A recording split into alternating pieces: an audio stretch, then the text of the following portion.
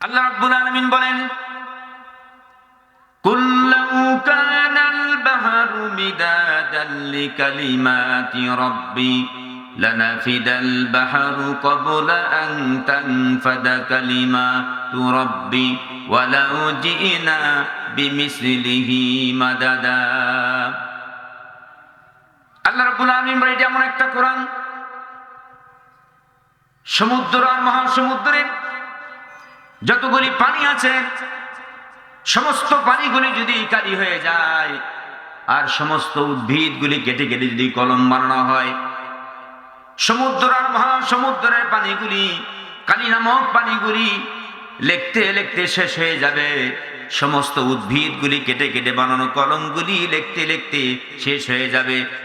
তবুও আমি আল্লাহ পাকের পবিত্র কালামের ব্যাখ্যার প্রশংসা লেগে শেষ করা যাবে না। সুবহানাল্লাহ। আমার ভাইয়ের, আমার বন্ধুগণ, আর এই কোরআনটা শুনবেন কেমন? আল্লাহ পাক বললেন, ওয়াইদা কুরিয়াল কুরআনু ফাসতামিউ লাহু ওয়া আনসিতু লাআল্লাকুম তুরহামুন। আল্লাহ পাক বলেন, যেখানে কোরআনী আলোচনা করা হয়, যেখানে কোরআন তেলাওয়াত করা হয়, ওই জায়গায় তোমরা স্তব্ধ হয়ে আদবের সাথে কোরআন তেলাওয়াত করো, যাতে করে লাআল্লাকুম তুরহামুন, তোমাদের জন্য এটাই হেদায়েত প্রাপ্ত হয়ে যেতে পারে। চিৎকার দিবেন আল্লাহু আকবার। আমার ভাইয়ের, আমার বন্ধুগণ, এই জন্য যারা বাইরে আছেন, এই মাহফিলে, কোরআনুল কারীমের মাহফিল এমন এক বরকতপূর্ণ মাহফিল, যা এই বরকত আলোচনা করে শেষ করা যাবে না। আল্লাহর নবী জনাবে বিশ্ব নবী মুহাম্মদ রাসূলুল্লাহ সাল্লাল্লাহু আলাইহি সাল্লাম একদিন সাহাবায়ে কিরামদেরকে নিয়ে আলোচনা করতেছিলেন। হযরত আম্মা জান আয়েশা সিদ্দিকা রাদিয়াল্লাহু তাআলা হাদিস বর্ণনা করেন, আমি ঘরের জানালা খুলেন রাসূলুল্লাহ সাল্লাল্লাহু আলাইহি ওয়াসাল্লামের দিকে তাকায়াছিলাম, আর আমি যেন দেখতেছিলাম আকাশ থেকে অনেক রহমতের বৃষ্টি, আকাশ থেকে এমন মুষলধারে বৃষ্টি হচ্ছে, রাসূলুল্লাহ সাল্লাল্লাহু আলাইহি ওয়াসাল্লামের জন্য চেহারা মুবারক ভিজে যাচ্ছেন। আমি চিন্তিত হলাম, রাসূল বাড়িতে আসবেন আর তার শরীরটা আমি মুছে দেব। চাদর, একটা তোয়ালি নিয়ে আমি রাসূল সাল্লাল্লাহু আলাইহি ওয়াসাল্লামকে, হযরতে আয়েশা সিদ্দিকা রাদিয়াল্লাহু তাআলা আনহা বলেন, আমি একটা চাদর নিয়ে অপেক্ষাবান হয়ে আছি, রাসূল বাড়িতে আসলে আমি তার চেহারা মুবারককে মুছে দেব। অল্প কিছুক্ষণ পরে বিশ্বনবী সাল্লাল্লাহু আলাইহি ওয়াসাল্লাম বাড়িতে আসলেন। আসার পর আমি নবীজি সাল্লাল্লাহু আলাইহি ওয়াসাল্লামকে জিজ্ঞাসা করলাম, ওগো নবীজি, আপনি যখন সাহাবায়ে কিরামদের সামনে যখন আলোচনা করতেছিলেন, আমি দেখলাম ও জায়গায় মুষলধারে বৃষ্টি হতেছিল। আমি অপেক্ষা হয়ে আছি যে আপনি কখন বাড়িতে আসবেন আর আপনার শরীরটা আমি মুছে দেব। আল্লাহর নবী জনাব বিশ্বনবী মুহাম্মদ রাসূলুল্লাহ সাল্লাল্লাহু আলাইহি ওয়াসাল্লাম বলেন, আয়েশা রে, তুমি ঠিকই দেখেছো, যেখানে কোরআন ও হাদিসের আলোচনা হয় ওই জায়গায় বৃষ্টির মতো করে অসংখ্য রহমত ওই জায়গায় নাজিল হইতে থাকে। চিৎকার দিয়ে বলেন তো আল্লাহু আকবার। আরেকটা বার জোরে বলেন আল্লাহু আকবার। আমার ভাইয়ের, আমার বন্ধুগণ, নবীদের প্রতি যখন জুলুম আসতেন, বিপদ আসতেন, পৃথিবীতে যত নবীরা এসেছিলেন সমস্ত নবীদের উপরে বিপদ আসছিলেন, মুসিবত আসছে কিনা?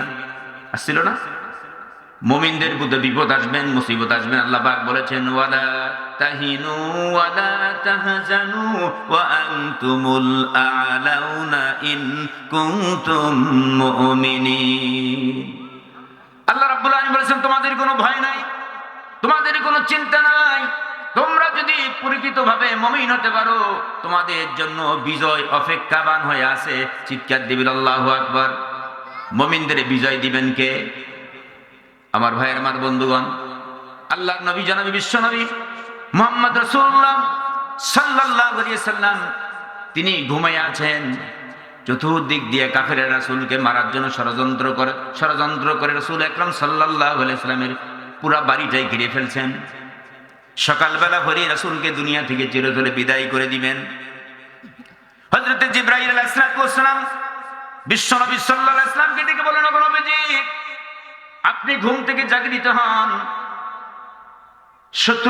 শত্রুরা কাফেররা চতুর্দিক দিয়ে তরবারি নিয়ে প্রস্তুত হয়ে গেছে আপনাকে মারার জন্য। সকালবেলা হলে আপনাকে তারা মেরে ফেলবেন। আল্লাহ নবী ঘুম থেকে জাগরিত হলেন, একটু চিন্তিতও হলেন না, নবীজি একটু ঘাবড়েও গেলেন না, ঘুম থেকে জাগরিত হলেন। জাগরিত হওয়ার পর হযরত আলীকে ডাকলেন। হযরত আলীকে ডেকে বলেন, আলী রে, আল্লাহ আমাকে অর্ডার করেছেন, আমি মদিনায় রওনা দিলাম, আর তুমি আমার বিছানায় আমার চাদর মোড়া দিয়ে ঘুমিয়ে পড়ো।